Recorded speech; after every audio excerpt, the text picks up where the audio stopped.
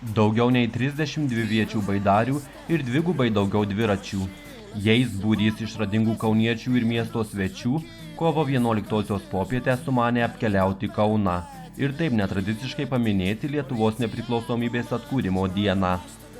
Renginį organizavo viešoji įstaiga Vandens turistai kartu su Vilniaus universiteto Kauno humanitariniu fakultetu ir viešbučių bei ekoturizmo centru Babilonas.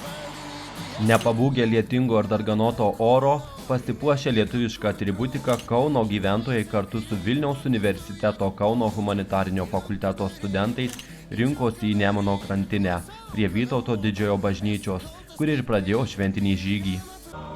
Vėliau viename iš kelionės punktų sugiedojo Lietuvos himną dalyviai, kurių buvo daugiau nei 100, Nemunų bei Kauno gatvėmis tęsė žygį toliau.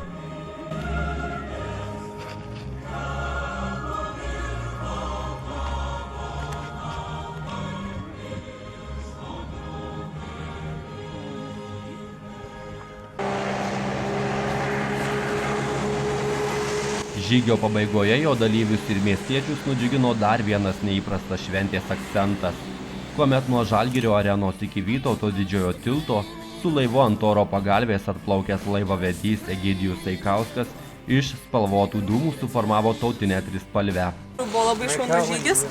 Labai smagu buvo paminėti netradiciškai šitą šventę šiandieną ir nors lietus lyja, bet manau, kad ta dvasia buvo labai lietuviška, labai stipri, visi labai laikėmės drauge ir jautėsi ta vienybė.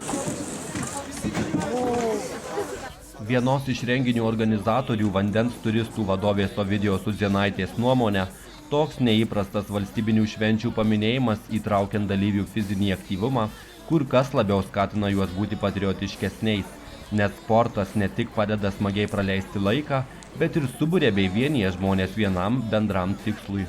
Sakykite, kaip kilo mintis atšvęsti Lietuvos nepriklausomybę, paminėti tokią sukaktį, būtent baidarių plaukimu?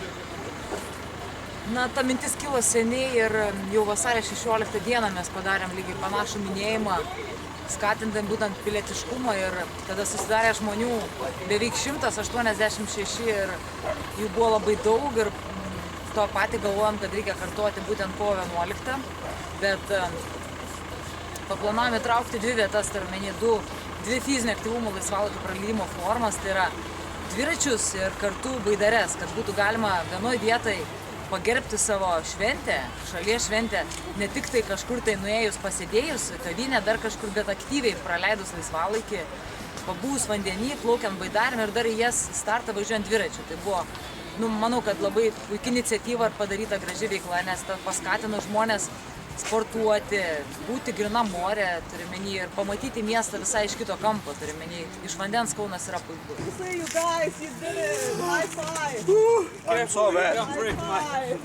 Verta paminėti, kad kartu su kauniečiais už Lietuvą plaukė ir pėdalus mynė visas būrys studentų iš užsienio šalių – Ispanijos, Prancūzijos, Turkijos, Rusijos ir Ukrainos, kurių dauguma Kauno humanitarinėme fakultete studijuoja pagal Erasmus mainų programą. Studentai iš užsienio prasitarė, kad toks neįprastas valstybinių švenčių paminėjimas išties puikus būdas skatinti jaunąją kartą prisiminti šalies istoriją ir pagerbti tautos didvyrius. I think that it is a great idea because we don't have such a tradition in our country, but it is really awesome to take part, especially if you are a foreigner. Actually, at first, I was really very afraid of taking part here. But then Livia convinced me that it will be totally okay. It's really a very interesting experience, and we are really happy that we are through because we are totally wet, but it was very funny, really. I suffered a little bit, it was enjoyable, and I'm happy to finish, I'm happy to survive.